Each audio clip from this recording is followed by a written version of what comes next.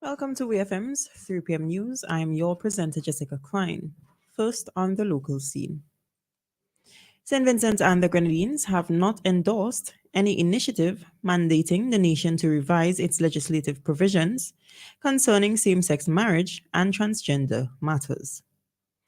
Prime Minister Dr. Ralph Gonsalves emphasized this in a social media video posted on Monday, dismissing claims that suggested otherwise as outlandish.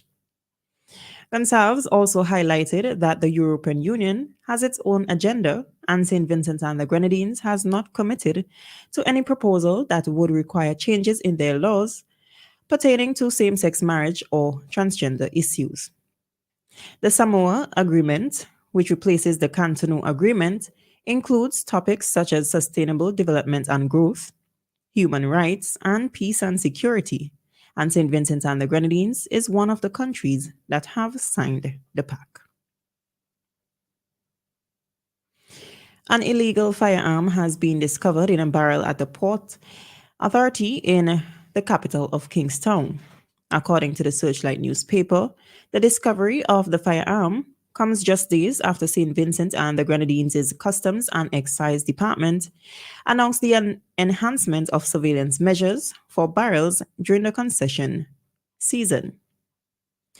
Members of the local police force and customs enforcement officers conducted a search on a barrel which originated from the U.S. state of Georgia based on intelligence received. A 9mm firearm was then found among the contents of the barrel. Authorities reportedly questioned the individual who arrived to clear the barrel. The increase of the surveillance at the nation's port comes as the annual duty-free concessions commences. During this period, there is an increased importation of barrels and other personal packages into St. Vincent and the Grenadines. Still on the local scene,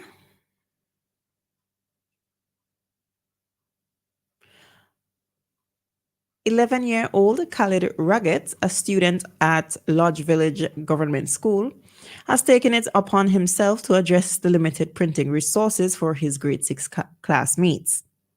After reading a story in his language arts textbook about a boy who offered $1 cat rides to help his mother who lost her job, he was inspired to offer fun rides for the same price to his fellow students. Through this initiative, he aims to raise funds that will be used to purchase a printer and other printing materials for the class. This endeavor was part of Khalid's Caribbean Primary Exit Assessment book report requirement and has garnered immense support from both students and teachers at the school. On the regional scene, the Wakefield Primary and Infant School community in Jamaica is grieving the loss of an 8-year-old girl, Alexia Drummond, a grade 3 student who fell ill at school following the lunch break on Tuesday. Alexia was transferred to the Cornwall Regional Hospital, where she passed away late Tuesday afternoon. According to the Jamaica Observer on Wednesday, November 22nd, Alexia's parents were too distraught to speak to reporters. Instead, they were ushered into a classroom where members of the school community and visiting guidance counselors offered comfort and support. Alexia's class teacher, Cheryl Shizome, shared that during a lesson review, she noticed Alexia unresponsive and slumped on the floor after classes resumed following the lunch break. Chisholm recounted the incident, saying she immediately took hold of her and called for the assistance of another teacher who helped to transport her to the staff room. Subsequently, other teachers joined in, and with the help of the vice principal and a caregiver, Alexia was immediately rushed to the Wakefield Medical Center. From there, she was transported to the Falmouth Public General Hospital and then to the Cornwall Regional Hospital. According to Chisholm, this was the first time in her 25 years of teaching that she had ever encountered such a tragic event. St. Lucia's Prime Minister Philip Pierre has announced the successful acquisition of a $6 million loan from the African Export-Import Bank, Afrexim Bank.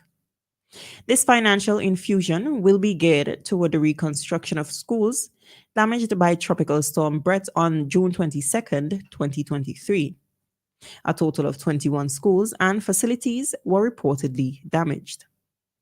In December 2022, board directors of Afrexim Bank approved 1.5 billion US dollars in funding for CARICOM member states. This agreement will allow St. Lucia to access the bank's financial instruments, facilitating the $6 million loan. According to a release from the Office of the St. Lucian Prime Minister, this initiative highlights not only the government's dedication to swift and effective action in the face of challenges, but also signifies the desire to build transnational alliances, particularly with countries in the South. The release further states that it reflects a vision that goes beyond financial transactions, emphasizing the importance of collaboration for the greater good. Finally, on the international scene, an investigation by BBC's Panorama has uncovered documents that reveal a key political ally of Vladimir Putin adopted a child who was seized from a Ukrainian orphanage.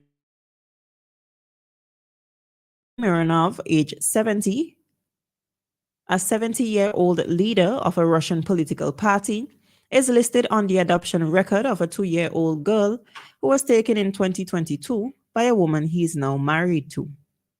The girl's identity was changed in Russia, and Mironov has not responded to comments on the matter. The child, who was initially named Margarita, was among 48 children who went missing from Kherson Regional Children's Home after Russian forces took control of the city. The Ukrainian government claims that approximately 20,000 children have been taken by Russian forces since the invasion began in 2022.